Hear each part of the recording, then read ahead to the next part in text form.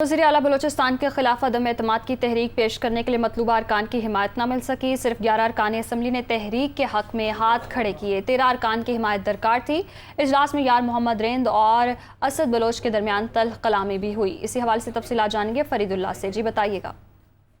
जी बिल्कुल, आज बलूचिस्तान असम्बली में वज़ीर आला बलूचिस्तान अब्दुल कुद्दूस गंजू के खिलाफ जो जाम कमाल और सरदार यार मोहम्मद रिंद ने तहरीक अदम एतमाद पेश करनी थी, जो जमा कराई थी, वो पेश की गई।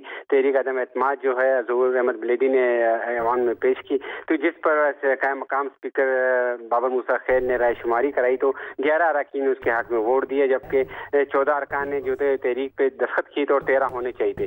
तो जिसकी बिना पर ये तहरीक जो है उन्होंने निपटा दी, क्योंकि जो मतलूबा अरकान तादाद थी वो मुयसर ना हो सकी।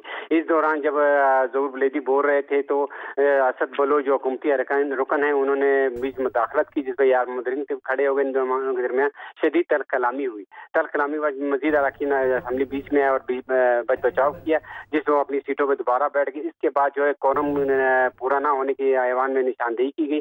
जो ऐवान में कोरम की निशानदेही की तो 5 मिनट के लिए घंटियां बजाई गई। 5 मिनट तक देखा गया तो कोई अरकान कोरम दोबारा पूरा न हुई, जिस पे कायम मकाम स्पीकर ने बलूचिस्तान असम्बली के इजलास गैर मुअय्यना मुद्दत के लिए मुलतवी कर दिया। जी बहुत शुक्रिया फरीदुल्लाह, आपने अपडेट किया।